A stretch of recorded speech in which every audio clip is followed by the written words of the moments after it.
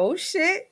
Hey y'all. Y'all already know it's your girl Ash. Thank y'all for tuning in to another episode of Black Girl Interrupted. So I know y'all are probably trying to figure out why is this girl wearing two different color lipsticks. So first and foremost, y'all know it's Mental Health Awareness Month. So hold on, let me get my little microphone together.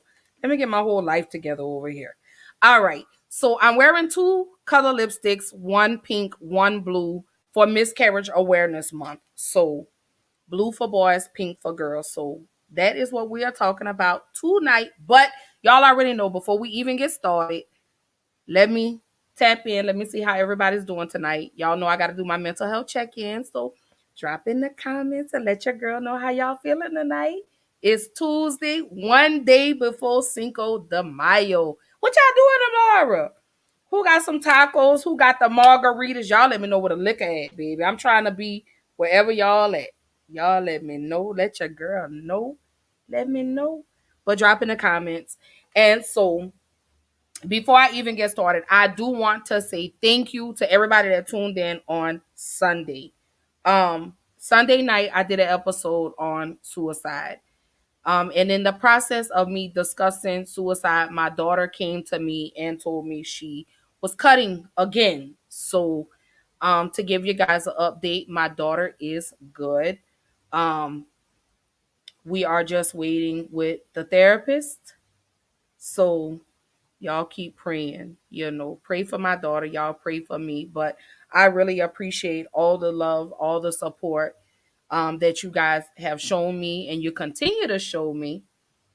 So, shout out to my boy Dex. Man, let me tell you, he, Matt, and Dre are the hosts of Breaking the Stigma. And I had the pleasure of being on their show last night. So shout out to Breaking the Stigma. Shout out to Dex. Shout out to Matt. Shout out to my BFF Dre. Y'all tune in with them on Monday nights, 7 p.m. Central Time on Facebook. They are on YouTube and they are on Twitch. So tune in with them. Very, very, very informative conversations. Lots of laugh. I had the pleasure of being on their show last night. And again, I do want to say thank you for having me on the show. And don't forget, y'all are coming to my show real soon. Y'all are coming. So we're going to collectively get together and we're going to do something. So, hey, Kim. Hey, sis. That is my girl. She has her champagne conversations. Go follow her on YouTube. She just is new to Clubhouse. Go follow her under her name, Kimberly Latisse. So y'all go show my girl some love on Clubhouse. Show her some love, y'all. Show her some love on YouTube. Go run her subscribers up. Very, very informative, interesting conversations with her as well. And she will be coming to the show. She will be coming on Black Girl Interrupted. So I'm very excited about that. Absolutely, Dex. You guys are so amazing. I had so much fun on the show last night. I promise I did. I had a ball. I had a blast. Yes, I did. Oh, yes. And don't forget, Breaking the Stigma will be on other streaming platforms. We are working on that right now as we speak. So y'all go subscribe to them right now. Right now. I don't give a damn what you're doing. Drop your chicken, whatever, wash your hands, whatever you're doing. Go show my boys some love. Breaking the Stigma, Monday nights, 7 p.m. Central Time. Yes. Oh, you already know I'm going to give you a date. We're going to collectively get together so we can all do one episode. Because like I say, I definitely want y'all on in June because I am doing something special for the Black fathers. So I'm very, very excited. And Kim, girl, no problem, babe. No problem. Any love. I'm here to support anybody. I want to see everybody win. Anybody that knows me, y'all know support is free. So again, I don't have to continue to tell y'all what lipstick I have on tonight. Y'all already know. Colors by Keish. Y'all already know. I have on blues and A-list. So go run it up. She got some sales on her lipstick. So y'all go hit her up. It's Mother's Day. Hurry up and get them orders in. Y'all should have been ordering last week so they could have been here in time for Mother's Day. But again, y'all already know. Colors by Keish. Mm, and I'm really feeling it. So y'all keep dropping in the comments. Let me know how y'all feeling tonight. How was the week? Well, we only 2 days into the week, but how y'all feeling tonight? How y'all feeling today? Are y'all ready for Cinco de Mayo? You know, let me know. Oh yeah, shout out to my girl Tan's Boutique. I have my shirt on. I can't breathe. I will drop the link in the comments so y'all could go order this shirt. So everybody, like I say, y'all know I do my mental health check-in. Um, so as I'm waiting, like I say, everybody's tuning in. Y'all know we working on CPT, but hey, it is what it is. I do want to let y'all know. Oh, hey Dre. There go my BFF, y'all. That's my best friend forever. I love him dearly. I appreciate all the love and support that he gives me too. He's absolutely been a dear to me in regards to everything that I've been going through, and he always comes through in the clutch. So shout out to you, Dre. Also, Dre is a part of Breaking the Stigma. Again, Dex, Matt, Dre, tune in with them on Monday nights, 7 p.m. Central Time. Breaking the Stigma. YouTube, Facebook, Twitch, and they are coming to all your other streaming platforms very soon.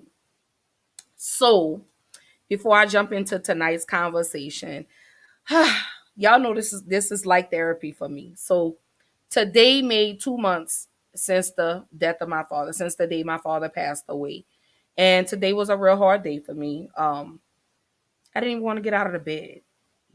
So y'all keep praying for your girl. Y'all keep praying for me, and every day, one day at a time, one day at a time. Every day gets easier. But I take it in stride. I really honestly do. Like I say, this has become my therapy session. I love you guys. I love the love that you guys show me. Um, I do want to let you know Sunday is Mother's Day. I will be doing a Mother's Day special. So please, I'm going to post my email again. Please email me pictures of you and your children, you and your mother. If your mother is no longer here, I don't care. I still want a picture because I want to shout out. I want to shout you ladies out. I want to let you know that I love you ladies. I know we're mothers 365, 24/7. And we only get one day out of the year that they recognize us. Oh, Lord Jesus, what happened? I don't know what's going on with this. Damn technology. It does the most.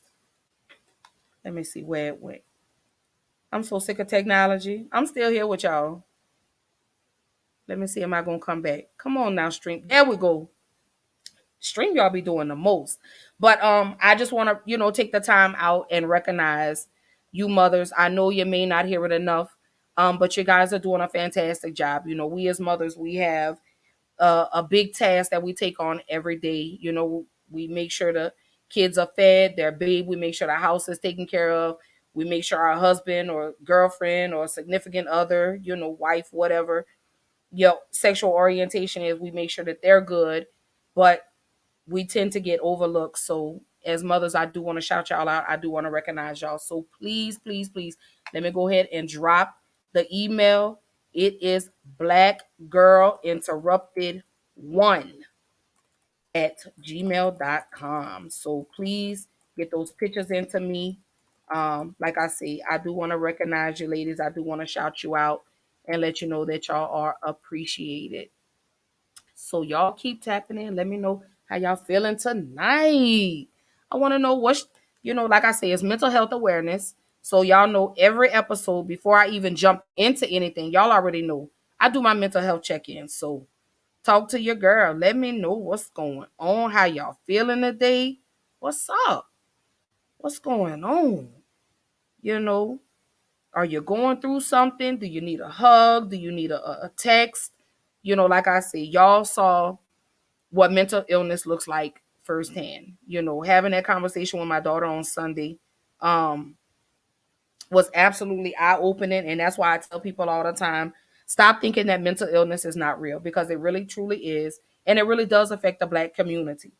You understand? So I want to push to remove the stigma off of mental health.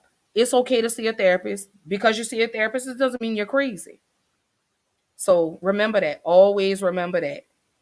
Hey, Levante. I'm good. I'm good today. Um, as I said earlier, it's been 2 months since my father passed away. So today it started out a little rough for me, but it got easier as the time went on. I had a conversation with a young lady whose show I will be on tomorrow night. And she really helped to pull me through to get on, through the day. One day at a time, one moment at a time, one second, 1 minute at a time. So shout out to everybody. Oh, there she is. And her name is Christina Nelson, baby. Go follow her on Instagram. Robin Paris MUA. So Robin, that is ROBYN Paris, PARRISMUA.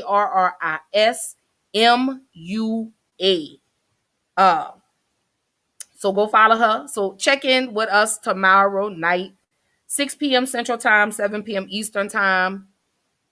We doing a sister talk tomorrow night, and I'm absolutely excited. I'm so elated. I cannot wait. Because this is exactly what we need in this day and time. Yes, she has just dropped her IG handle. It is Robin, as I stated, ROBYN Paris, PARRISMUA, and that is her Instagram handle. She has a organization called Women of Empowerment. So y'all go check her out. Go show my girl some love. Like I said, she absolutely came through for me today in the clutch. And I thank you for that. I absolutely thank you for that. That is exactly what a sister circle is. Um, you know, be that shoulder to cry on when that person needs it. So again, y'all check us out tomorrow night on Instagram, 6 p.m. Central Time, 7 p.m. Eastern Time. Great conversation amongst some beautiful Black women. So y'all holla at us. Hey, Steve, that is what I do tell you that. That is exactly what your therapist says, okay? So, whatever, Steve. Thank you for tuning in, and I love you. And again, there is Miss Christina's handle. She is from New York. She lives in Florida, baby, and I love her. Her energy, her vibe, everything. First time having a conversation today, and we absolutely gelled. We vibe today. So again, I'm definitely looking forward to being on her show tomorrow night. Oh, and there go my little baby. Hey, Edwin. Hey, my love. I miss you. That was my bae, y'all. That was my Comcast bae when I lived in Atlanta. That was absolutely my darling right there. And I'm so glad I reconnected with him because I so missed him. He's such a sweetheart. Yes. And Miss Robin, no problem. Like I said, no need to say thank you. I just do exactly what we're supposed to do as Black women, and that is empower, encourage, uplift, support. That's exactly what we're supposed to do as Black women and Black men. So start supporting. Support is free. One thing I do want to say is when we support these Black-owned businesses, stop asking for discounts. I just had to throw that out there really quickly. Don't ask for discounts. When you go into Macy's and Target and Walmart, you don't ask for discounts to them. So don't ask for discounts from us. Support all your Black businesses. Please do that. Please do that. Again, it costs nothing for you to share, like, subscribe. It takes nothing away from your day to show someone some love. You understand what I'm saying? So that's what we have to do as a community in order to come together, is we have to start supporting one another. Because if we don't, who will? If we don't, again, who will? So, and don't forget, y'all, let me say this really quickly. Shout out to my friend who introduced me to Dogecoin. Man, come on, and I needed to hit that dollar. So Elon Musk, y'all don't forget, tune in. He's going to be on Saturday Night Live Saturday. So I think Dogecoin is going to hit $1 this week. I think it's going to hit $1. Go ahead, because I need the money, baby. Definitely need it. So y'all keep tapping in with me, drop in the comments. Like I say, I'm still doing my mental health check-in. I want to know how you feeling today. Um, if you're not having a good day, y'all already know. Hit me up. Send me a message, send me a DM, call me. If you have my phone number, call me. We can talk, we can laugh, we can cry, we can do it all. Understand? Y'all already know what Black Girl Interrupted is about. Y'all know Black Girl Interrupted is about um creating a safe platform for women and men to come and unpack those suitcases. So y'all already know what's up. So don't be scared. I don't bite. I do laugh. I do cry. I do all of that with you. Y'all know I'm the biggest baby in the whole wide world. Y'all know it. So without further ado, let's go ahead and let's jump into tonight's conversation. Tonight we're talking about miscarriage. So before I start, let me say this is May, Mother's Day. So every topic for the month of May will be in regards to motherhood. Tonight we're talking about miscarriage. Thursday night we will be talking about stillbirth. Um, a lot of you may not know that Black women are ranked the highest when it comes to infant mortality. We are the highest ranked when it comes to the amount of miscarriages and Black women dying in childbirth. Um, I believe we are 43% higher than white women, and that has happened within the last 2 years. So it's very imperative that we discuss these topics in regards to Black women. Um, like I say, we always have uncomfortable conversations on Black Girl Interrupted, as y'all know. So I wanted to bring this to the forefront because again, these are conversations that we don't have. And I want to continue to push these conversations. I want to keep bringing these types of issues to the forefront so they're not forgotten. So without further ado, yes, ma'am, Miss Kim. Absolutely. She says, amen, amen. So, like I say, miscarriage, give me my baby back. I've had two miscarriages. And my baby girl Chase is my rainbow baby. So um, it's a hard thing for us to deal with as women. We go through enough, with our bodies. So to carry a baby for a month, 2 weeks, even 6 months, and to get that far and for the baby to pass, that's very difficult for us to deal with. Um, y'all already know I come with videos to open the door for us to have this conversation. So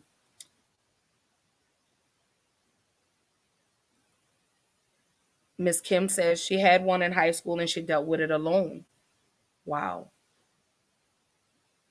I want to say to you, I know where you've been. I've been where you are, sis, twice. And it's not a very easy thing. Like I said, we as women, our bodies already go through enough. And to be able to have a baby inside of you and you carry your baby, like I said, even if it's 2 weeks, 2 months, 6 months, is very difficult. So y'all already know I'm going to hold off on the comments for just a moment. I do have a short video that I want to play for you guys in regards to Black women and infant mortality. So, okay.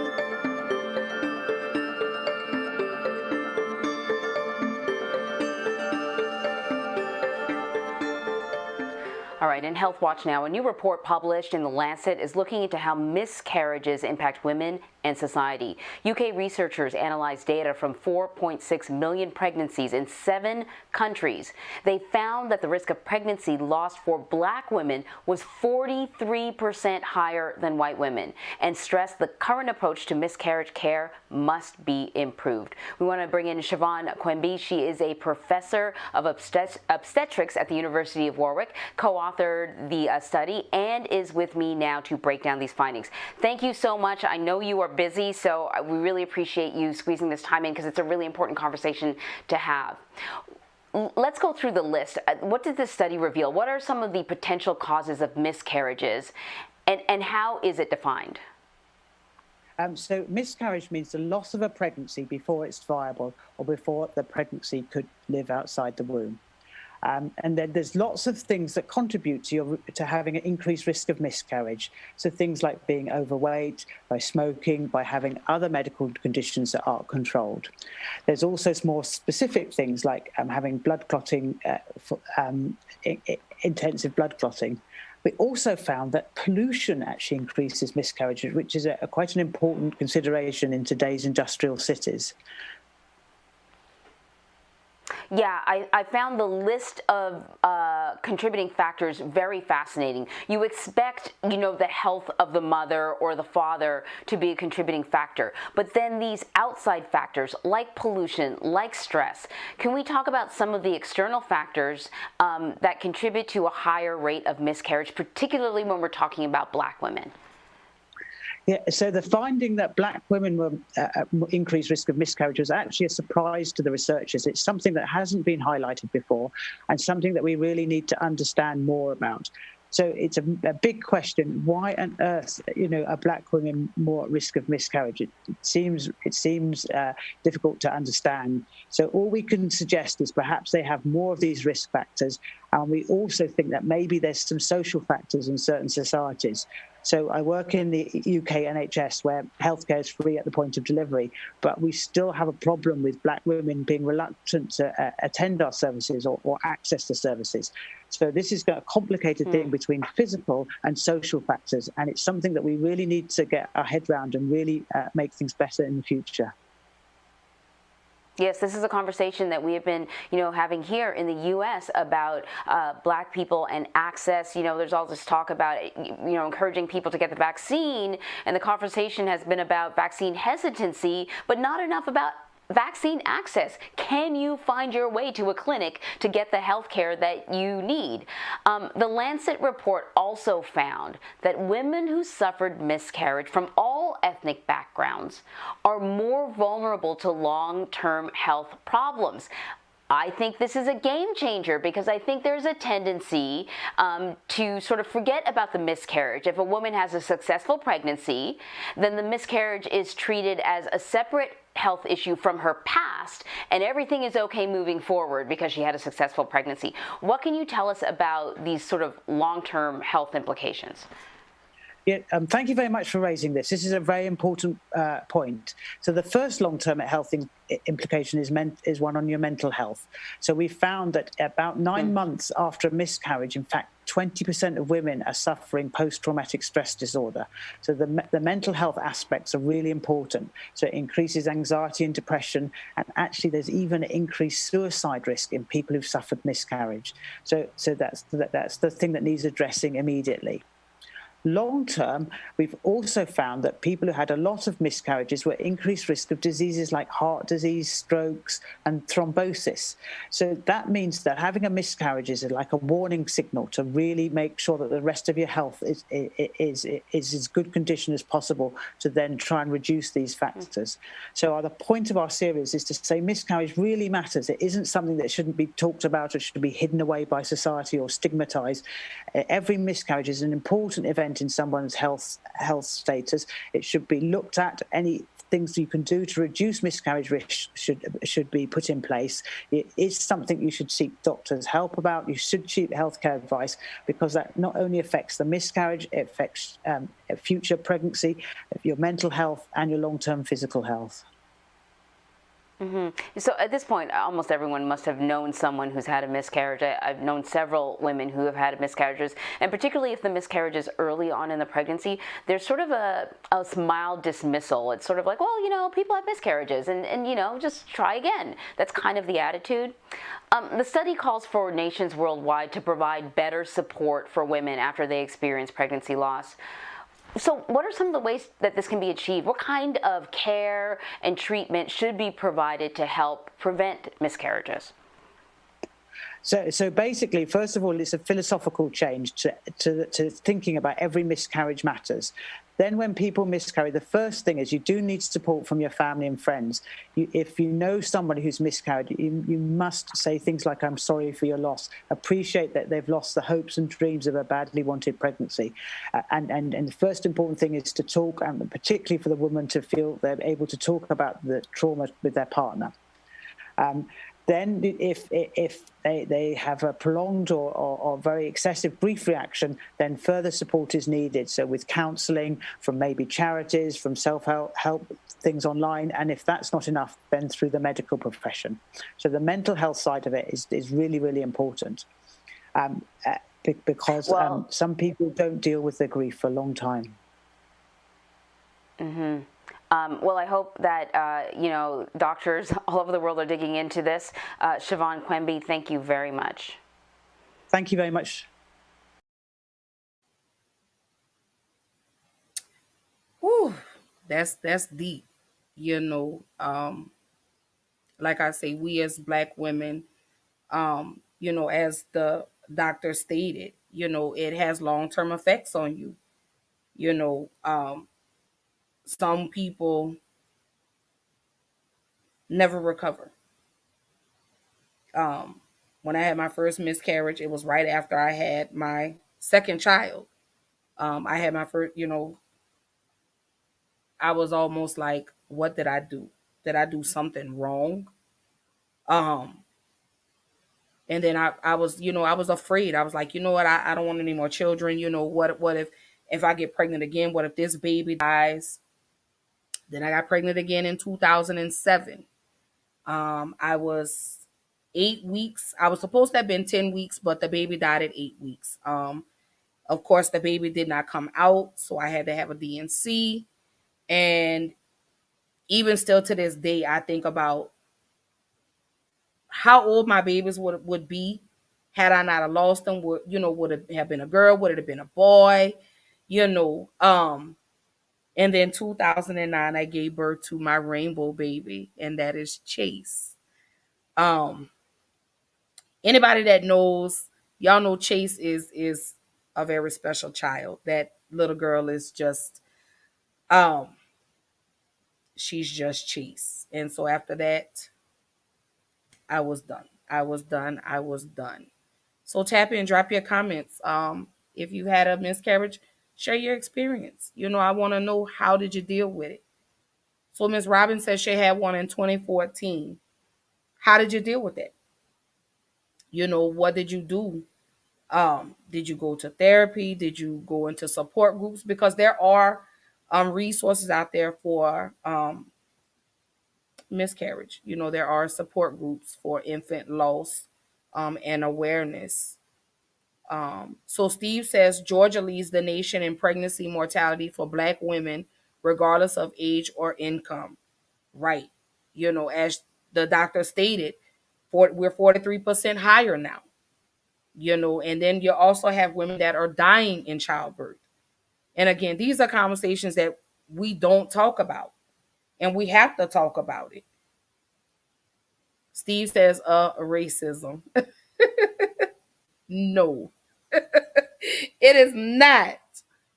But I mean, well, yeah, systemic racism does exist, as you can see. That's why I have on my I Can't Breathe shirt today. Um, but that's not what we're talking about tonight. We are talking about miscarriage. Um, so Miss Robin says she binged watched TV until she felt it was okay to leave her room. She didn't know how to talk about it. And that happens because it's almost like when you lose a baby or when you lose someone, since we're speaking of miscarriages, when you lose a child, it's almost like you feel like no one understands. It's like you feel like you're the only person in the world that has had a miscarriage. At least that's the way I felt. I was like, damn. And then, the father of my child, he didn't take it very light because that would have been his first child. That would have been baby number 3 for me. And so when we found out, he was like, but we did everything right. I was taking my prenatal vitamins. I was doing everything I was supposed to do. Um, but unfortunately, God didn't see fit for that child. And there's a lot of reasons why miscarriages happen, which takes me into the next question. What causes a miscarriage? Um, a few of the things that I can just name off the top of my head. The baby could have some type of abnormality. Um, your diet, you're not eating like you're supposed to, you're still drinking, you're still smoking, drugs. Those are, a lot of reasons, that that causes a miscarriage. Drop in the comments, y'all. Let me know any other things that you guys may think of. Let me see. Um, so Miss Kim says you feel damaged after. Right. And like I say, sis, that's the way that I felt. It was like, did I do something wrong? Like I found out in enough time. I was taking my prenatal vitamins. I wasn't smoking. I wasn't drinking. I was doing everything that I was supposed to. So again, I know some of the things they say, chromosomal abnormalities, um, overweight can cause miscarriages, like your weight, your health, your overall health. So drop in the comments and y'all let me know what other um things that you can think of that I can't think off the top of my head that causes miscarriages. Hey Will, man, that is Big Brother Will, who has two podcasts, okay? Both of them come on Sundays. Don't forget, he is the host of ADHD Hour podcast. You can follow him right here on Facebook. Go follow him right now on YouTube. Man, when I tell you, on the ADHD Hour, we have some of the most amazing conversations. And then he also hosts the Black Mailed podcast. So both of those shows come on Sundays, 3 o'clock and 5 o'clock. Correct me if I'm wrong. Get me together. I always get the times wrong, big brother. Always get the times wrong. But he is on Sundays. Please go follow him on Facebook. Black Male Podcast, especially you black men. Y'all need to subscribe because I'm telling you, he talks some for real shit. He talks some for real stuff when it comes to the black men. I tune in because I'm trying to learn about your black men. I love y'all. I really do. So I try to get as educated as I can about you black men. And that's why I want you guys to get educated about us black women. See? So 3 p.m. Central Time for the Black Male Podcast. And then 6 p.m. Central Time for the ADHD Hour podcast. And again, go follow him on Facebook. He is on YouTube. Go like his page right now. Go do it now. Don't stop. Don't pass go. Pass go. Don't pass go. Don't collect the $200. Go follow ADHD Hour podcast. Go follow Black Male Podcast. And don't forget to follow Breaking the Stigma. Man, y'all need to tune in with these fellas, boy. I tell you, I love them. They show me so much love. And of course, y'all should be familiar with Will. He came on the show. He was with me for the whole month of February when we were talking about love. So tune in with him. And he said again, 6 p.m. Central Time. Hey, sis. Hey, Nicole. Good to see you, sis. Absolutely great to see you. Thank you for tuning in tonight. Thank you. Right, Kim? Period. So back to our conversation. So again, drop in the comments and y'all let me know if you could think of any other things that cause miscarriages. Like I said, I've named your health, overall health, weight, high blood pressure, heart issues, your diet, if you're still partaking in drugs, alcohol, smoking cigarettes, all that will affect you and your pregnancy. So we want to bring some healthy babies into the world. We want to stay healthy. And like I say, the infant mortality rate is definitely 43% higher than white women. Um, oh, God, that number is so high amongst the police killing us too. So, oops. But y'all know that'll be for another show. So going into this, how do you recover from a miscarriage? How do you do it? What do you do? After you have a miscarriage, you're left feeling like you're the only person in the world that has suffered a miscarriage. You feel like, again, no one understands you. How can you tell anybody? You just don't know. So I pulled up this little chart and it says, how do you recover from a miscarriage? That's the question. So one of the things that you don't say to somebody is everything happens for a reason. At least you know you could get pregnant. Let me move this little banner out the way. I think I jumped too fast. I did.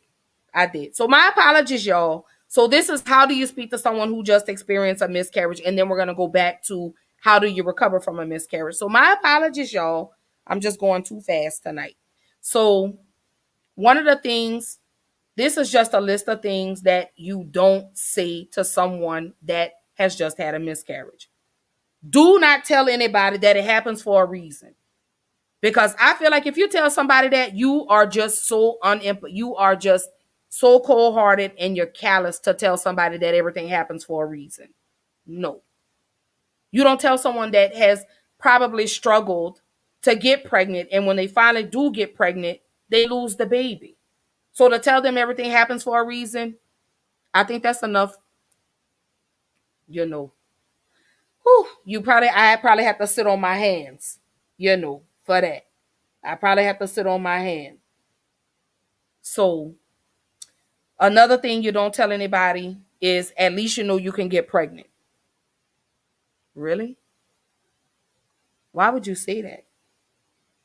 Like, why would you tell somebody at least you know you could get pregnant? Another thing you wouldn't tell anybody, it just wasn't meant to be.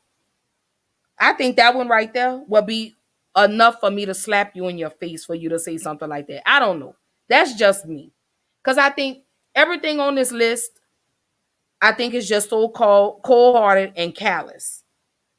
Especially if you haven't expressed to anybody about your struggles, of getting pregnant. Again, maybe this was your second miscarriage. Maybe this was your 10th miscarriage. So again, these are some of the things that you don't say to anyone. Then on the other side of the list, you have things that may be more helpful to tell someone. I'm so sorry. I'm here for you. I love you. Especially tell someone you love them. Let them know that it's okay to grieve.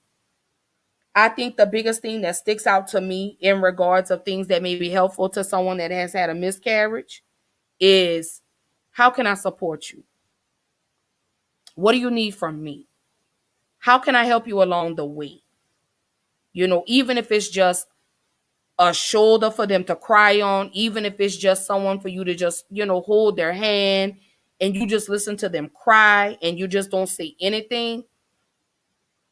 Silence is sometimes the best, and in times of grief, and like the last one says, there's no timeline. When it comes to grief, everyone grieves differently. So another thing that is not on the list is, don't tell people how they should grieve, and stop telling people it's a timeline on grief, because it's not.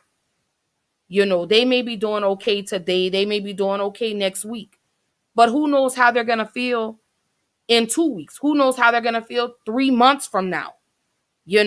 When they go back and maybe they're have finally mustered up the courage to go through the baby stuff, and then it hits them again.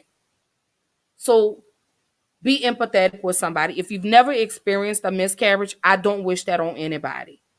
I really truly don't. I think we should all show some type of compassion in the world. There is none, but I think we need to start showing the compassion in the world. So again, don't tell anybody that you have to just move on. Allow that person to grieve in their own way and just be their support system. Again, even if it's just a phone call, even if it's just you cook them a nice meal, if you don't know how to cook, if you DoorDash them something, just let them know that you're there. And that's all we need at times, is just a person to say, hey, I'm here for you, and for you to really truly be there for that person like you say you are. So those are some things. Drop in the comments. Y'all let me know. What are other things that you wouldn't say to someone who just experienced a miscarriage? How do you speak to someone who just experienced? Um, so Miss Nicole says she's been there years ago. Stress was her issue. And I'm glad you brought that up. Because pregnancy can be very overwhelming to someone. Especially if it's your first baby and you're just like, oh my God, I'm pregnant. I can't believe this. And you just start trying to do everything at one time. You want to tell the whole world that you're pregnant. And then too, you may be dealing with your job, trying to figure out how am I going to tell my job I'm pregnant. You're trying to get everything in order. And you tend to overwhelm yourself. So you start to stress yourself out. And that is another cause of miscarriage. So I'm right with you, Kim. I mean, if someone was to tell me you need to just move on, or it's not like you had names picked out, or I don't know why you're sad, well, maybe the baby was, yeah, that's enough to possibly get swung on. Absolutely. So I mean, but y'all keep tapping in. Y'all drop in the comments and let me know. So Miss Kim says her co-worker had a miscarriage and she brought her lunch for a week. Right. And that's what I say. It's the simple things that mean the most to a person. Even if it's even if you put a little card on my desk that says, I'm thinking of you, I'm here for you, and you're showing that person that you're really truly there, that's all you need, to help a person get through, because it's difficult. Because like I say, we as women, our bodies go through so much, and to lose a baby, as you stated before, you feel damaged. You feel like you did something wrong. You feel like maybe your husband or your boyfriend, your significant other is looking at you a different way, like you're less of a mother, so to speak. Maybe that's not what I'm trying to say, or maybe that's not what I need to say. But I mean, we tend to be like that. And Kim says that way she knew she ate. Yeah, because whew, just thinking about mine, seeing just the whole experience. So Miss Nicole says, my cousin told me after a couple of months, you should be over that by now. Wow. Let me sit back on that, because that is absolutely the most callous, cold-hearted thing you could say to a person that just lost their child. There's no timeline. And I'm going to stress that enough. There's no timeline on grief. You know. Nicole says, let's just say the police was called after that. I know they was. And I hope the ambulance was following behind it too. Because, baby, I was going to jail. Somebody was going to the hospital, or maybe possibly to the morgue. Because I would have probably tried to rip your whole eyes out and everything. But, going back to grief, there is no timeline on it. Even though this is not relevant to the conversation, my father's been dead 2 months today, and I'm still grieving. My grandmother passed away in 98, and I still have my moments about her. I still have my moments, how I wish my grandmother was still here. So there is no timeline on grief. So stop telling people that they need to get over it. I don't care if it's been 20 years. I don't care if it's been 2 months. I don't care if it's been 2 days. Do not tell somebody to get over a situation. If you've not walked in their shoes, I think to save yourself, I think you should rethink what you say to somebody who's experienced any type of loss, especially a miscarriage. Because let me say this, men, you'll never experience this, but as a woman, to feel your child growing inside of you, God gave you the gift of life. You understand what I'm saying? And to feel that child growing inside of you, and you get to experience the flutters. Then you get to feel the movement. The moment you hear that baby's heartbeat, you understand, it's the most beautiful feeling in the world. So to have that feeling taken away from you so suddenly, and you're left asking yourself why. The questions come. You just be mindful of what you say to someone when it comes to a loss. Absolutely be mindful. Miss Robin says she agrees. Miss Nicole says there's no timeline. Her dad passed away in 2012 and she's still grieving. Absolutely. I mean, and Miss Kim says her grandfather passed in 1989 and she still cries. Right. Because we're left with the why. Why is this person gone? Why? And that's with that baby. Why, God? And that takes me back to my topic. Miscarriage, give me my baby back. Why did you take my child away from me? Again, we're left feeling less of a woman. We're left feeling like we have failed because we couldn't carry a baby full term. These are the feelings. So again, if you've never experienced it, please be mindful and please be compassionate and show empathy to a person who's had a miscarriage. Please please be mindful with what you say because words hurt. They absolutely hurt. So now we can go to the question.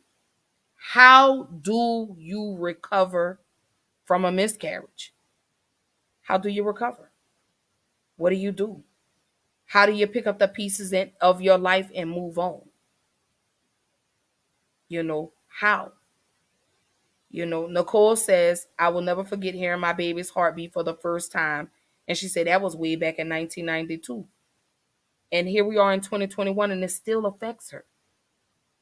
So show her some compassion.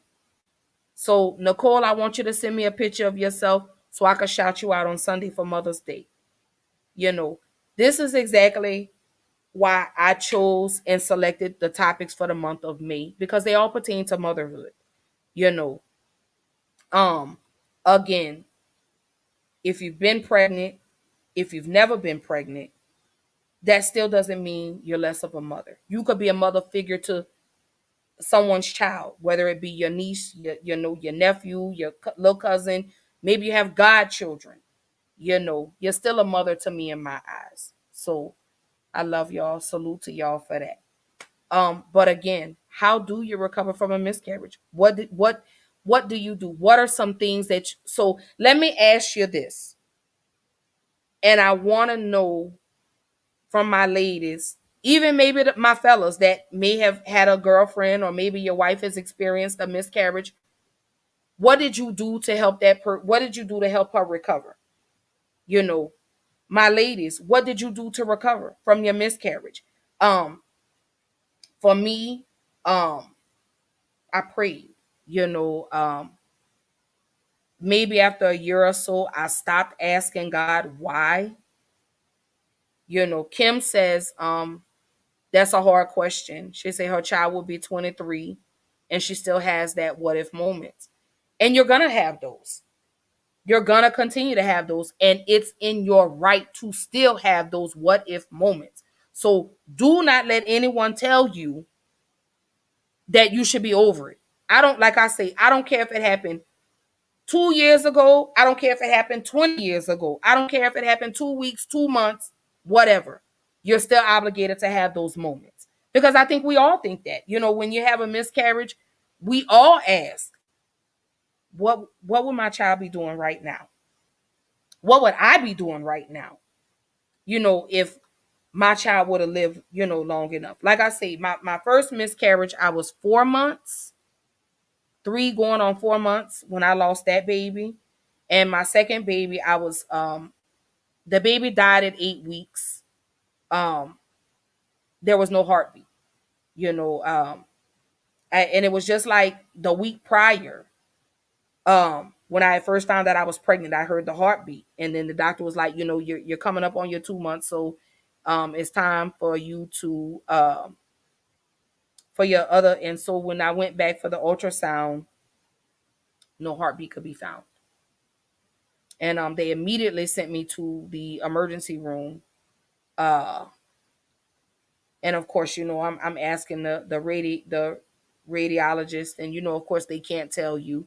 Um, but I knew in her face that my baby was gone. And so a few days before I had to have the DNC, um, I went back to the doctor and I was like, we need to check again. Just, make sure, because I couldn't wrap my mind around that I have this child in me who's no longer living.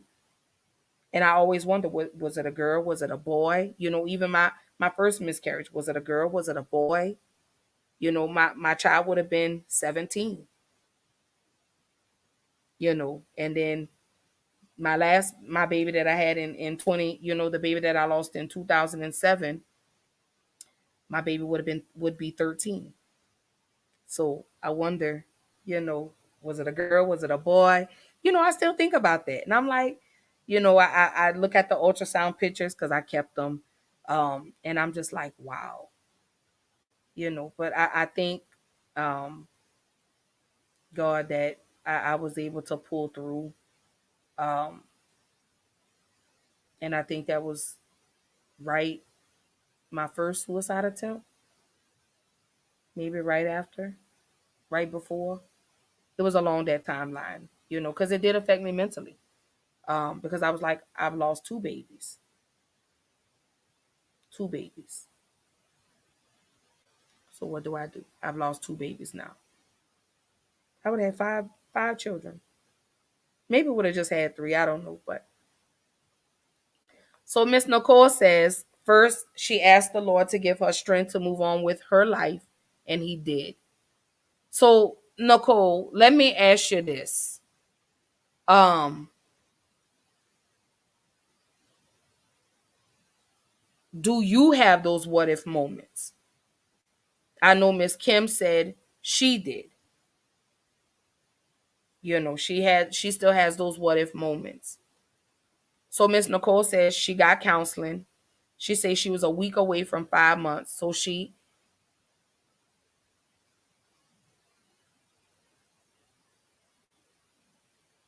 had to give birth. She said, yep, it was a girl and she fit right in the palm of my hand. I love you, sis. I love you.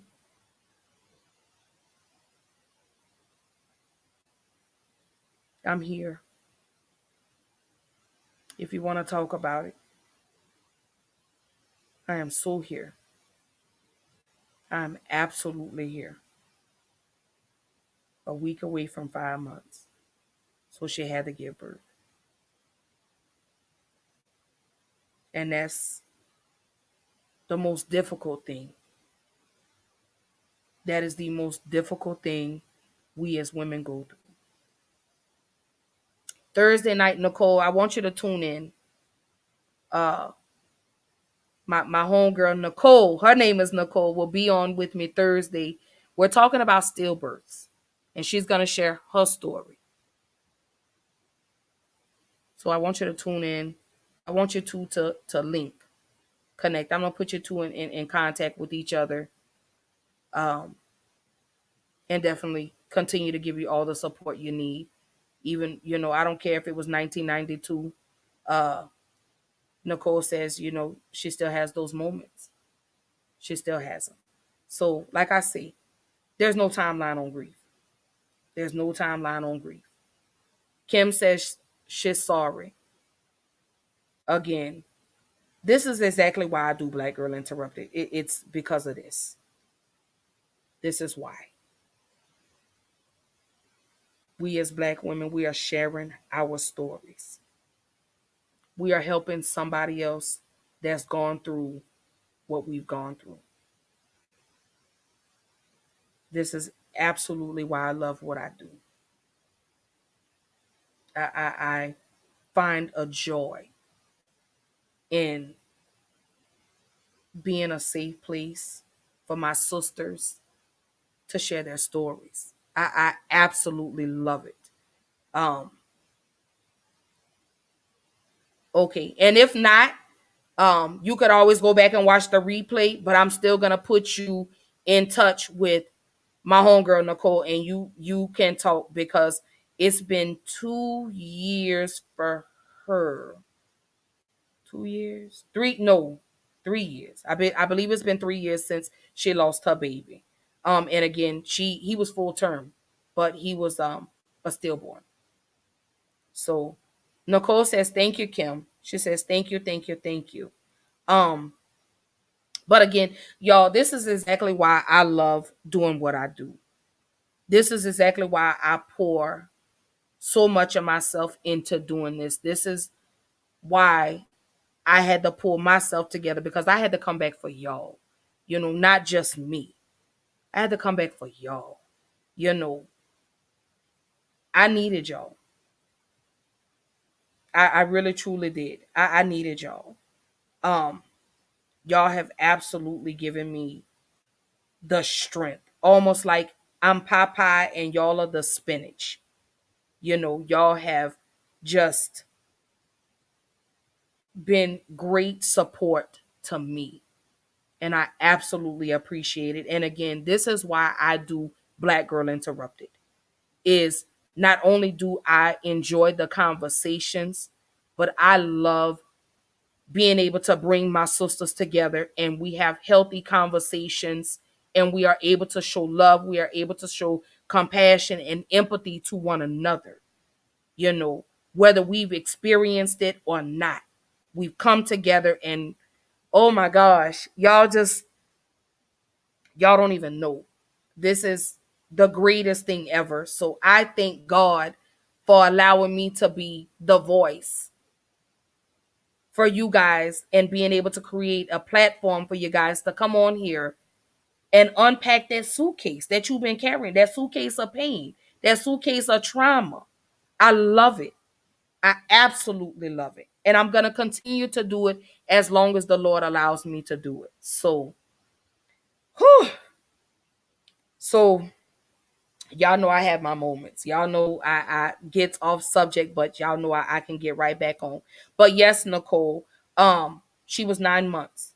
Um, when she comes on, she'll tell you everything. And we can't speak a whole lot on it because I believe she is still pursuing legal action against the doctor. So she'll tell you as much as she can. And again, I want you to connect. Absolutely. So Kim says you're welcome, Nicole. She says you're welcome, love. Man, that's such a beautiful moment right there. Oh my God. You guys just don't even know. So jumping into why I have the two-tone lipstick on. There's the ribbon. Let me remove the banner out of the way. So every life, no matter how brief, forever changes the world. So as you can see, for miscarriage awareness, the colors are pink and blue.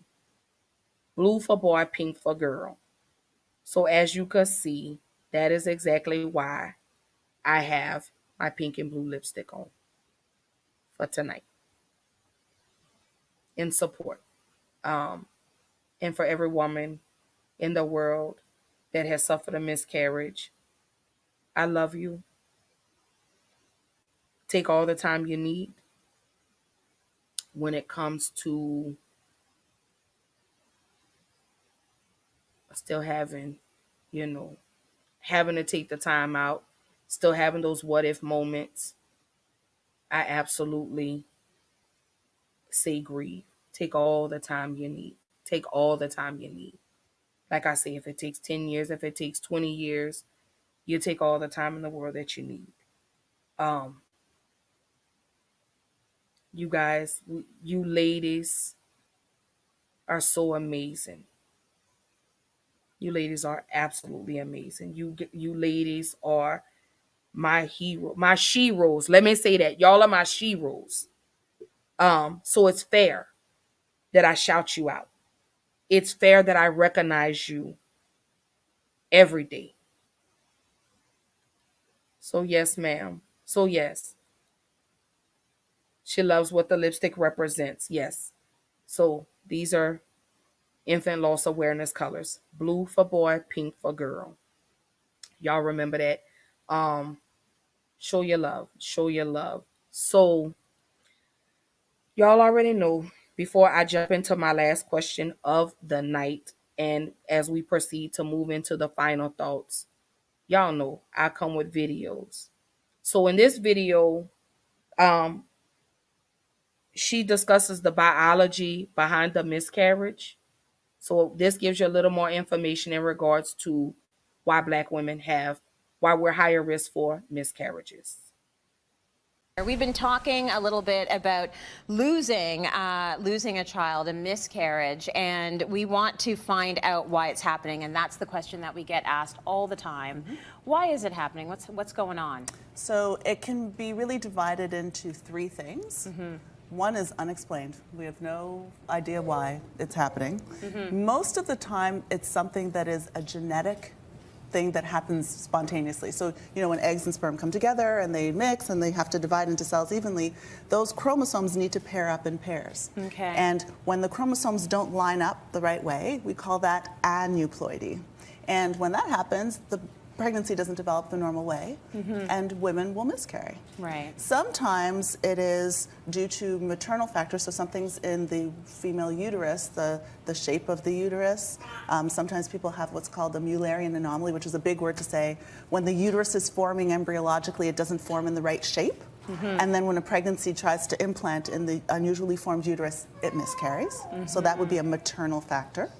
Yeah. Sometimes when moms have other diseases like diabetes, they're at higher risk of miscarriage when their sugars are not as well controlled. Right. One we've talked about before, polycystic ovarian syndrome, that would be another maternal factor, so a woman factor.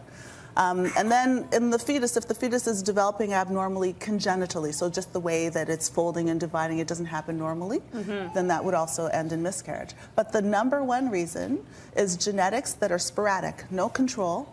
There's nothing you could do to prevent it until the day comes where doctors will be able to program the way genes combine to make a baby. There will be no way that we can change the genetic abnormalities that have happened and that result in miscarriage. So that really brings me to the big point that I need to drive home in this conversation that I have in my office often, almost daily, is there's nothing that you could have done to prevent this from happening. And women need to we are crazy guilt people. I don't know why, but pregnancy, it doesn't only rely on the women.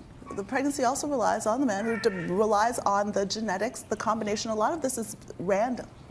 And much as we feel the devastation, and I get it, the wanting of a pregnancy, the desire for pregnancy, and sometimes it's guilt not only from yourself, but from family.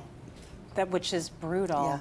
Yeah. Like, it wasn't the fact that you were working out, it wasn't the jog you took, it wasn't that, you know, you're working too long hours. You didn't sleep, you do shift work. You didn't sleep, you're not eating well enough. This is like, it's completely beyond you. And I'm just going to leave you with Christina, another viewer, who said the stinger is at every doctor's appointment afterwards when they ask you how many pregnancies have you had, followed by how many living children. It's something you've got to live with forever, and a lot of people think, you know, just because the miscarriage is done and you've had more kids, you've forgotten it, but you don't ever forget. No, and doctors can be insensitive sometimes. I mean, I am a women's health doctor, I'm a fertility specialist, so, you know, we have questionnaires, I let people fill it out, and I'll write it in from the questionnaire. I don't like to make people repeat it again and again. Because it's traumatic. And I think that some of my patients, not everyone, but, you know, we talk about mental health and things that can be triggering.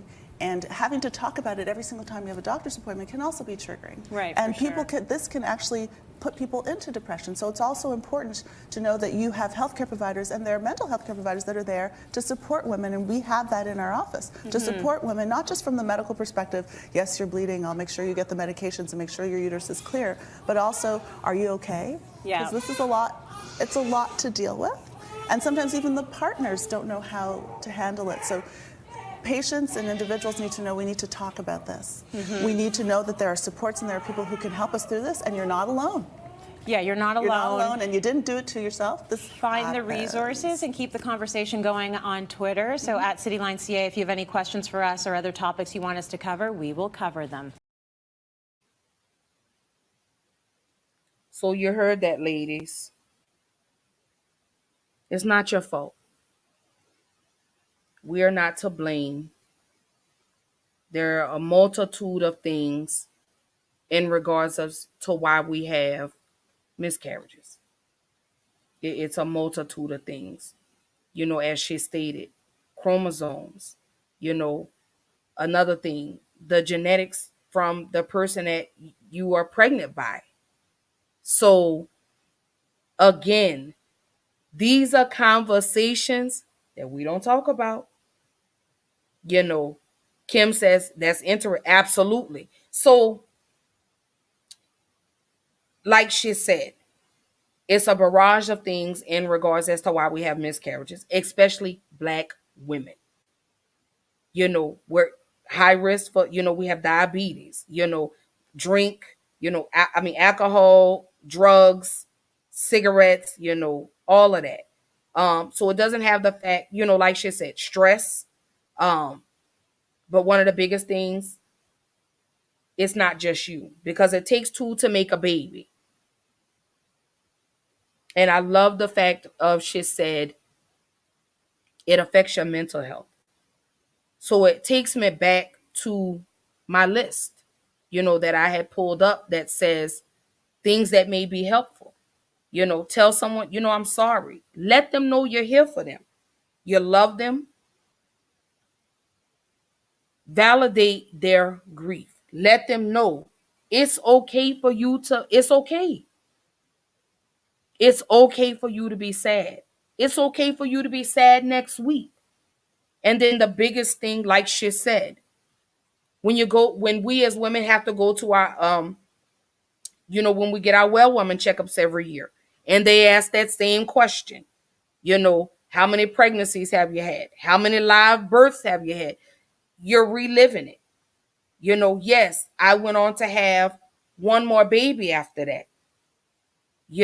I went on to do that. But I still think about the two that I lost. I still think about those two.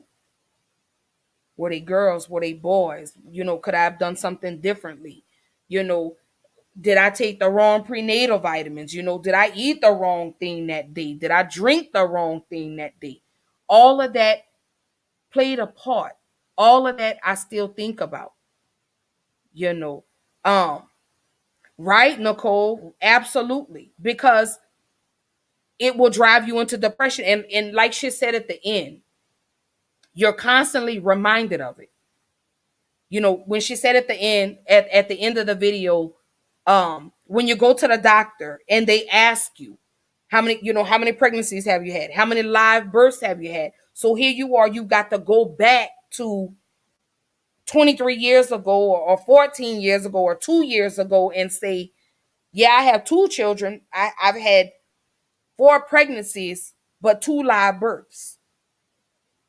So you're constantly being reminded about it. So yeah, it does take a toll on your mental health and your well-being. It absolutely does. So it is very imperative that you have a strong, strong support system behind you. You need to have that one person or the group of people that can come to you and say, I'm here if you need me, and actually be there for you.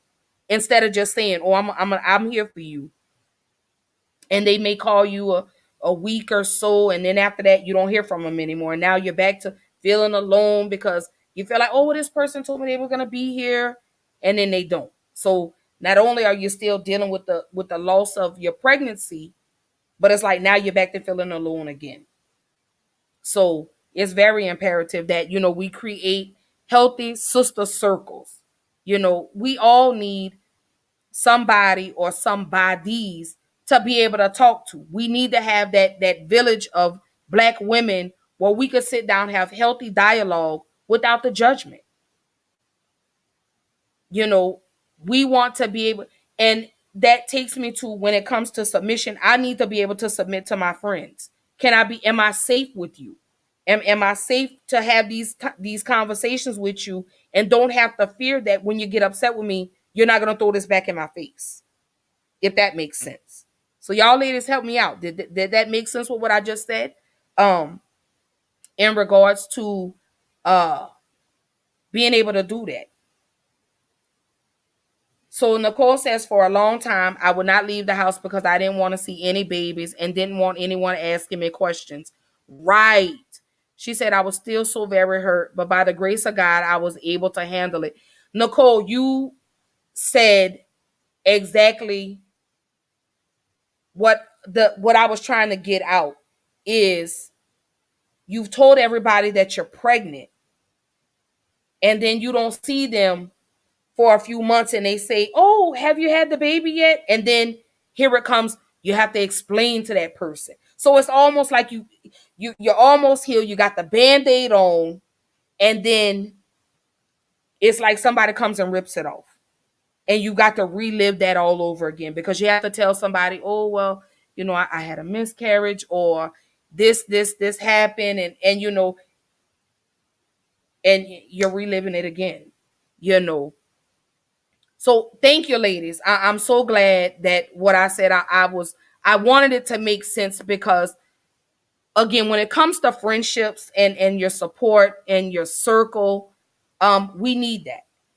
Like I say, I cannot stress that enough. We as Black women, we need to become the village again for each other. We need to start supporting each other. We need to start encouraging, empowering, and uplifting one another, especially now.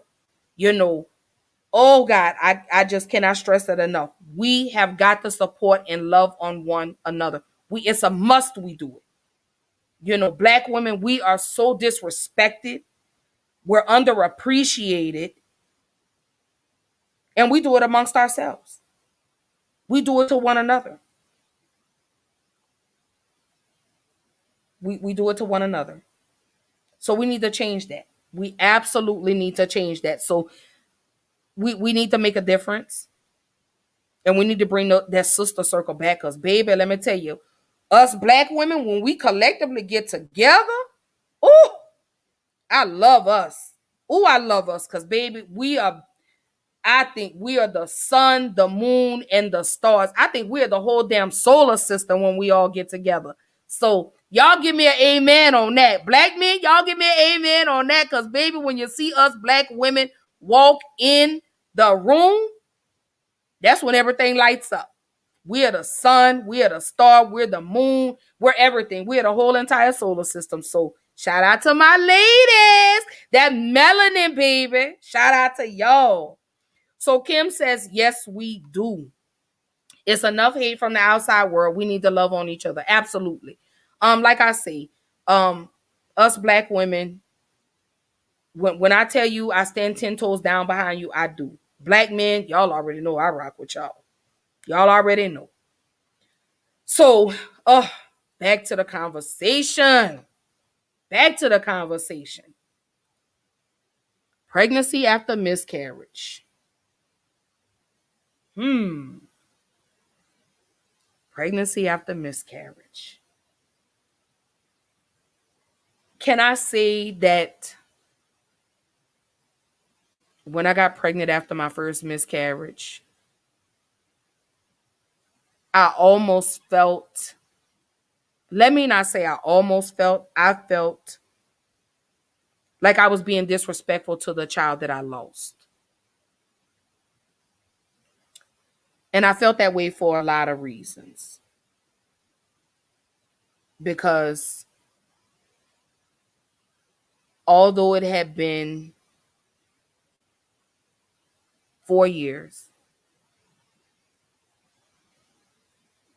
I still wasn't completely over that miscarriage. I was not over it.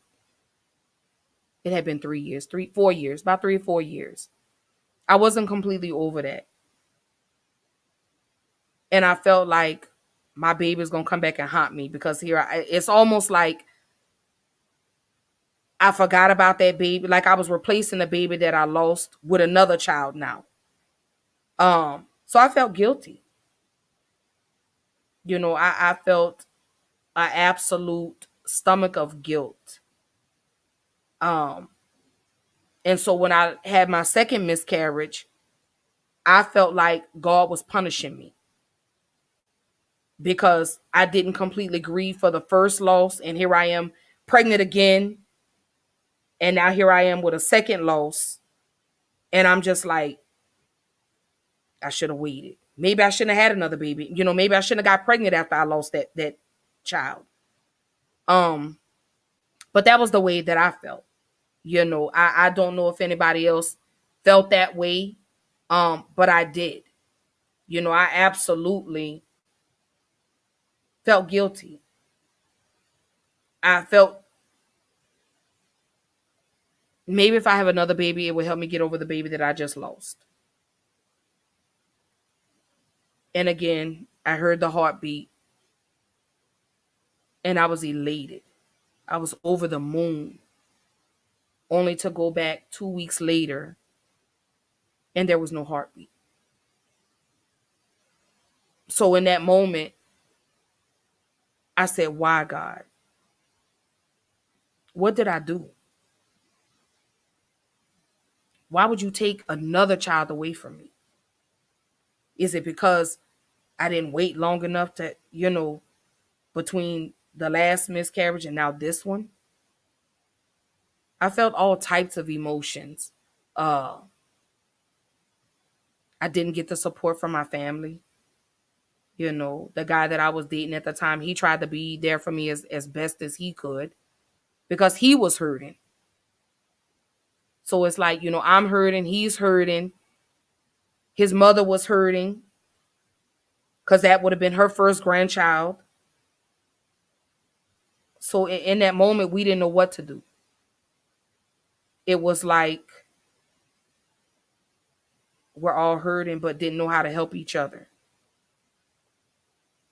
And I eventually, I left and, I came to Houston. And so he was hurt that I left because, but staying in Georgia, it was just too much for me. It was too overwhelming for me. But every day, excuse me, I prayed, God, just get me through this one. Get me through this one. Please just get me through this one. Then in 2009, I got pregnant with my last baby. I was nervous. I wanted to have an abortion. I'm just going to be honest with you. I wanted to have an abortion because my fear was I've already lost 2 babies. Will I lose this one? So I went to my first doctor's appointment. And of course, they ask you that question. How many pregnancies? How many live births? 4 pregnancies, 2 live births. And I stared at that paper. I looked at it almost like, why are you asking me this? I don't want to think about this. I don't want to talk about this anymore. I wanted to forget those 2 babies that I had lost and celebrate this new baby that I'm pregnant with. So I was so nerved up. I was so worked up. I went and bought a fetal heart monitor. That's just how paranoid I was, y'all. I was so paranoid because I was like, I got to make sure. And I did everything right. And every day I was listening to the heartbeat. My mom was like, you're listening to the baby's heartbeat again? Yeah. That traumatized me. To lose 2 babies and now I'm pregnant with another one. So I went on as I went to every doctor's appointment. I did everything the doctor told me to do. Even down to what type of prenatal vitamins to take because I wanted to ensure that I didn't lose this baby. So got down to the 7th month. Baby was doing wonderful. Baby was growing like she was supposed to. And then here comes the nervousness again because I didn't feel her move for about a few days. So I got nervous again. And at this point, I'm like 6, maybe 7 months. I called the doctor. I'm hysterical. She's like, Ashley, Miss Pitts, calm down, calm down, calm down. Come into the office tomorrow and we'll check.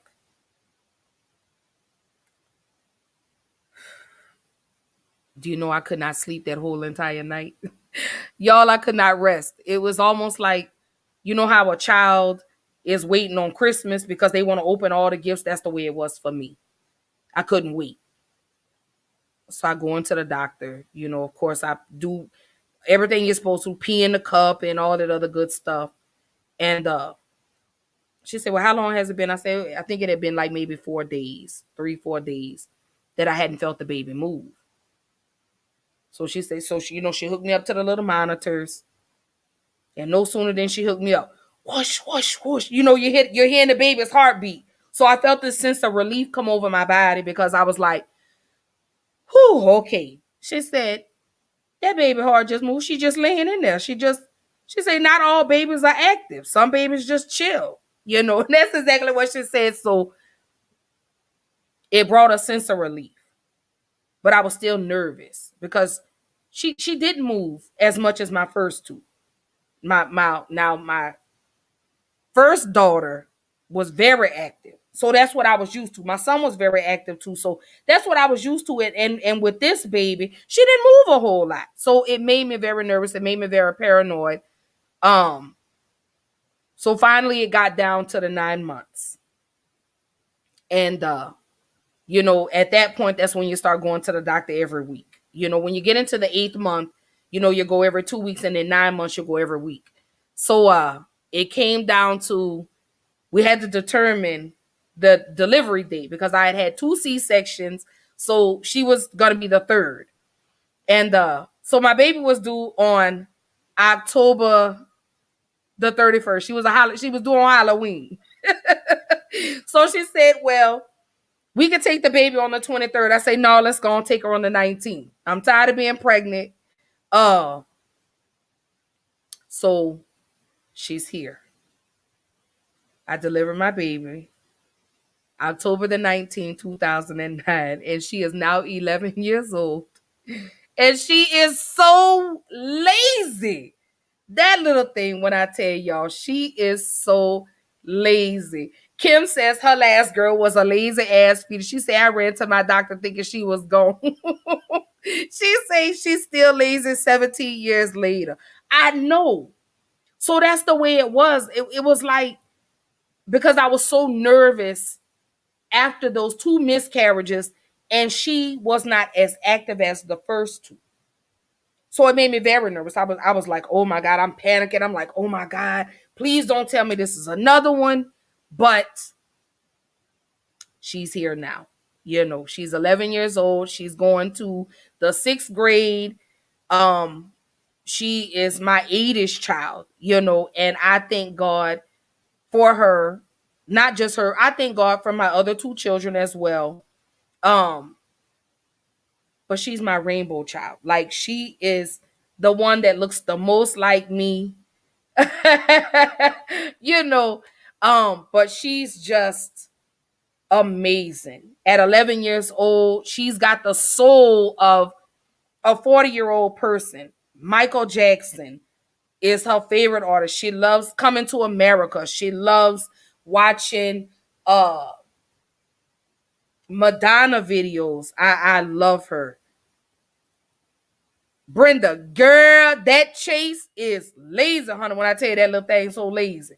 She don't want to go to school. Yes, she's lazy, but she's the greatest gift. My son and my daughter, both my girls, my son are the greatest gifts God could have ever given to me. But y'all, in that moment, I was nervous. Oh yeah, Kim. She's absolutely, and also, like I say, if I call her right now, she's probably dancing to Madonna. I mean, if I hear Like a Prayer one more time, I'm gonna scream. She was listening to Bananarama the other day. So but she came out the womb. I was pregnant with her when Michael Jackson passed away. So I don't know if that has anything to do with it, but So y'all drop in the comments. So Kim, your pregnancy after a miscarriage, how were you? How were you?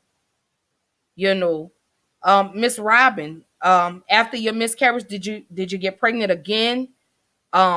If so, share your experience. I want to know. Yeah, Kim, you gonna have to see her. Like that little thing is so crazy, but she's sweet as pie. But yeah, but Miss Chase is my rainbow child. She is my rainbow baby. Um, Wonderful, wonderful child. My two oldest. So y'all drop in the comments. Let me know, my ladies, pregnancy after miscarriage.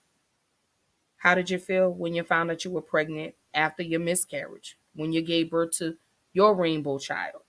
Um, Again, even if you didn't get pregnant again, just know I love y'all.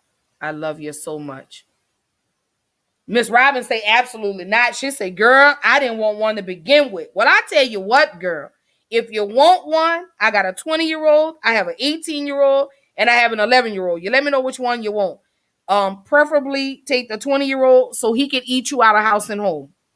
Please. Or you could take the 18-year-old and go ahead and help me put her in college. Girl, because she's a senior this year. So I just absolutely enjoy being a mother. I absolutely adore motherhood now. Years ago I didn't. Because y'all already know my story. Y'all know I wasn't you know, the best, but hey, I'm good. So Miss Kim says she had to go through it alone. I never told anyone about it. She said her family was strict. I was pregnant alone. I miscarried my baby at school and I had to go to class after flushing my baby down. Oh,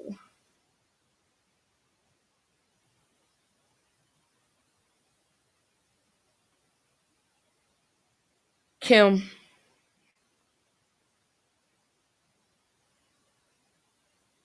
I love you. And I'm so sorry I didn't know you then, because that's absolutely the worst thing a person can do is to have to go through a miscarriage alone. And for you to have to flush your baby down the toilet and go back to class like nothing,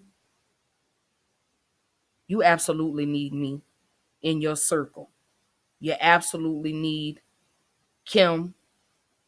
You absolutely need my cousin Brenda. You absolutely need Miss Robin. You definitely need, oh my gosh, you definitely need Miss Roney. That is Coach Roney that is tapped in with us. Um, Miss Robin says, I haven't tried again. I don't plan on having any. Girl, hey, sis, you could be the auntie. You could be the auntie here. That's what you could be. You could be the auntie. She said that's fine as long as she could send them back. Yeah, no, send them back at the end of the year so I could claim them for income tax purposes. No, but seriously, come on and be the aunt to my children. Like I say, you can't ever have enough uh people in your village. It takes a village to raise children. Uh and for those that don't know, Miss Brenda, that is my cousin. Um and Miss Brianna, her daughter is my cousin, who is her rainbow child. Absolutely. Brenda, you know what? I think I remember that. I think I do remember that. I think I was too young. I think I was what 12 maybe when that happened, something like that. Or no, I don't know. But I think I do recall you're talking about that. I think I do recall that.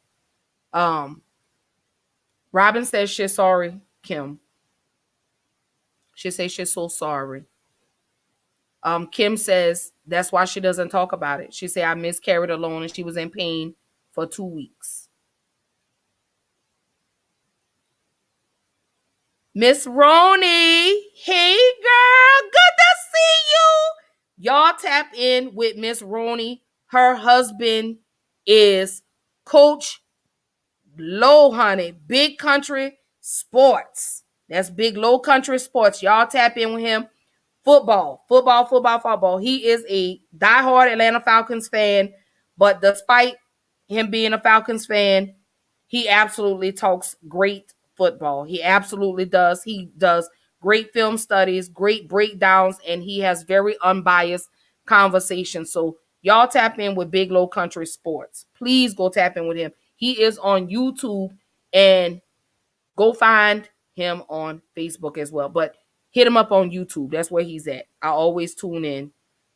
But he goes live at the most inopportune times and I can't tune in. But guess what? I always go back and I watch the replay. So go show your love. So Miss Robin says, again, she's sorry. Miss Roney says she's sorry to hear that, Kim. She's absolutely sorry to hear that. And Miss Robin stuck her tongue out at me. Yeah, so you come on. And you be the step auntie, the surrogate auntie, whatever it is you want to do. If you want to take them and bring them to Florida with you for 2, 3, 5 months, let me know.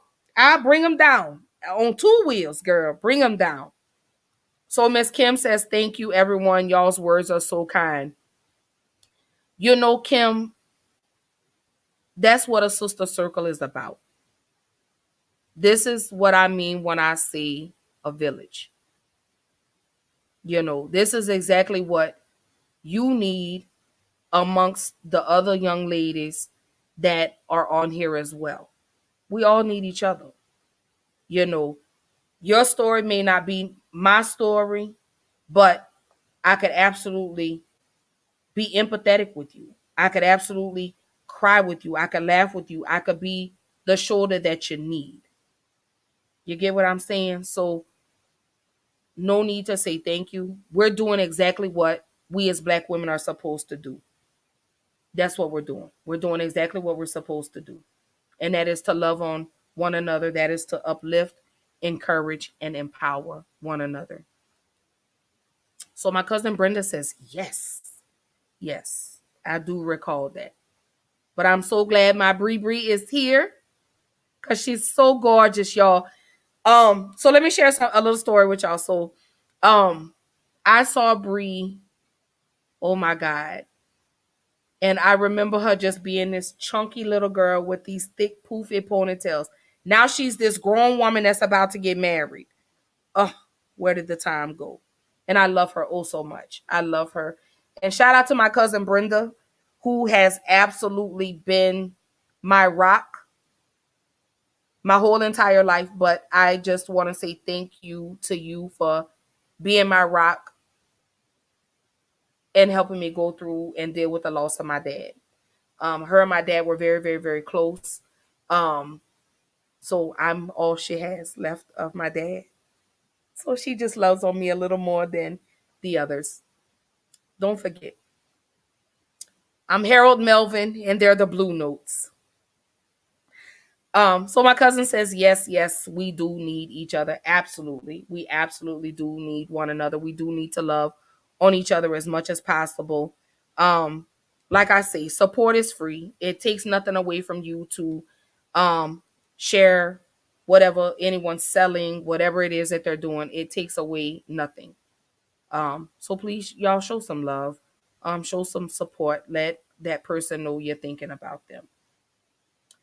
So we roll into I love you too. I love you more than you'll ever know, and you are so appreciated. You know, I can't say it enough that I thank you for being my support system in my time of grief. So I do say thank you for that. So y'all already know we're rolling into the final thoughts for tonight. Whew. Tonight was heavy. Tonight was a conversation that we needed to have. Tonight was a conversation for mothers across the world to release and to talk about their experience in losing a child.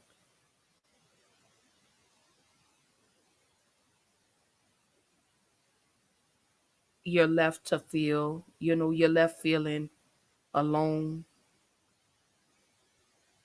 unloved, and as Kim says, damaged. Miscarriage. That's the loss of a baby before its full term, the death of an infant. Your gift that's gone away and has now become your angel. So I say this to say, grieve as long as you have to. Take all the time in the world that you need. Don't let anyone dictate and tell you you need to get over it already. You know, going back to this list, I am so sorry for your loss. I'm so sorry. I am here for you whenever you need me. Y'all know my DMs stay open. If you have my phone number, text me, call me. Let's talk about it. Let's laugh together. Let's cry together. Let's do that. Let's become one another's support system. It's okay to not feel okay. So it's okay to wake up tomorrow and you're still grieving the loss of your child. Most importantly, how can I support you? How? What do you need from me? What do you require of me to do for you to help you through your grieving process? And last but not least, I love you. I love you so much. I'm here whenever you need me. Whenever you need to talk, whenever you just need to vent, if you need to cuss, if you need whatever you need to do, girl, let's do it together. Let's be these black girls that rock on through all our interruptions. Let's do that. Let's support one another. Let's continue to support one another. Let's continue to love on each other a little bit tighter, a little bit harder. Again, y'all, this is the month of May. This is Mental Health Awareness Month. It's Mental Health Awareness Month. For anybody that is having suicidal thoughts, if you are in a crisis, let me move the banner out the way. And if you feel like you don't have anybody to talk to, please call the Suicide Prevention Lifeline. Please save a life. Like I say, a phone call, a text could change anybody's day. It makes a difference. Let somebody know you're thinking about them. Please let somebody know you're thinking about them. Here's a statewide number to help for if you're in a mental health crisis. Please take note of those phone numbers on the screen. Even if it's not you, pass it on to somebody else who's having a mental health crisis. With everything going on in the world, especially our black men and our black women and our black boys and black girls being slaughtered at alarming rates, we all could use somebody right now. We all could use somebody right now. Now is not the time to walk away or walk out on anybody when they're hurting the most. So y'all remember,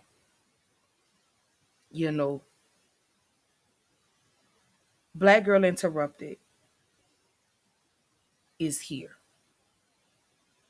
I am Black Girl Interrupted.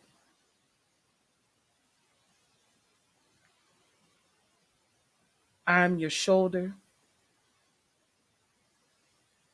I'm your pillar. I'm your rock. I'm your journal, your diary, whatever it is you call it. I'm your therapist session. Let's do this together. Let's go through this together. Let's become survivors. Let's no longer be victims and let's become survivors. So again, I ask each and every person, tell somebody you love them. Check on your people. Your strong friends are not always okay. Strong people like me, we do break. Learn to be there for someone other than just yourself. You know, compassion, empathy. That's exactly what we need right now. In this world, that's exactly what we need. More love, more compassion, more empowerment, more encouragement, more uplifting. We definitely need that sister circle. We need that brotherhood back. We need all of that. Because we all hurting, we all suffering. I can't stress it enough. I love y'all so, so, so much. Thank you, Rooney. Hey, Brandon. That's my boy, B. B says, amen. I got something just for you, B. Let me kind of lighten the mood a little bit, okay? Before I end this broadcast tonight, let me post this. This is for you, Brandon, because I know this is your favorite picture. That's that what I be damn picture. So as I bring this to a close, I'm not sure if you all know that Derek Chauvin's attorney has filed an appeal for another trial. Y'all already know I'm going to talk about that at a later date. But I just wanted to put that on the forefront. That Derek Chauvin does not feel he got a fair trial because of the public. You know, I will say this. I don't feel like George Floyd got a chance at life because you kneeled on his neck for 9 minutes and 29 seconds. So you are right where you belong, Mr. Chauvin. Y'all already know. I will squeeze in another episode and we're going to discuss that because I want to talk about Ma'Khia Bryant. I want to continue to talk about Dante Wright. I want to talk about Isaiah Brown. I want to talk about Andrew Brown Jr. Y'all remember those names. And as you can see, I have my shirt on tonight. I can't breathe. So, Brandon says, hey, Roni. He said, how have you been? Roni says, good. She's listening to my Ashley preach. But y'all know I get on my soapbox and I have to love on y'all. I have to encourage y'all. I have to push y'all. And I'm learning to be open with others as well. So again, y'all, do not forget, this is Mental Health Awareness Month. Suicide, depression, bipolar disorder, PTSD, all of that. So check on your people. Check on your people right now. Check on your people. Brandon, you know I saved that picture just for you. He says he loves it and thank you. So yes, cousin, his attorney is planning to file an appeal for another trial. So whew, tonight was heavy. Tonight was absolutely heavy, but I do want to say thank y'all for tuning in. y'all already know you can find Black Girl Interrupted. I am on Facebook. I'm on Instagram. I'm on Twitter. I am on YouTube. I am on all the streaming platforms. And I am live every Tuesday, every Thursday, 8 p.m. Central Time, 9 p.m. Eastern Time. This coming Thursday, we will be talking about stillbirth. I do have a special guest coming on the show that will be sharing her story in regards to having to carry a baby full term and delivering a deceased child. So that is Thursday night, 8 p.m. Central Time. Also, FYI, to the mothers in the room, please, please, please, please, please, please send me. I am posting my email. I am doing Sunday. I am doing a Mother's Day special. That is strictly to the mothers. Please send me your pictures to blackgirlinterrupted1@gmail.com. Please have them to me. You already know, Brandon. I got you. Please get your pictures to me. Today is Tuesday. Please get your pictures to me by Thursday, no later than Friday, because I am again Sunday doing a Mother's Day special. I do want to highlight and recognize the mothers on Sunday. Again, as I stated, we are moms every day. Um, but I want to show my appreciation to the mothers and let you know that your work um, does not go unrecognized. You don't go unrecognized. Um, I absolutely love you guys. Again, I appreciate all the continued support. Um, and just, keep praying for your girl. Every day gets easier for me. So I love, love, love, love, love. And just for you, Brandon, I will go ahead and I will end the show with that picture of Derek Chauvin. That is that, well, I be damn face. That is that face. Yes, you were convicted, all 3 counts, and no, I don't feel like you deserve a retrial. I think your murdering ass is right where you should be. You are a murderer, a cold blooded murderer. So let me come off my soapbox and I will see y'all Thursday night, 8 p.m. Central Time. Again, Thursday night's topic will be stillbirth. So if you have experienced it and you don't mind sharing, tap in with your girl on Thursday and let's talk about it. So, on that note, I love you guys. I want everyone to stay safe. And in the famous words of the CEO of Colors by Keish, wash your hands, wash your ass, and go get vaccinated.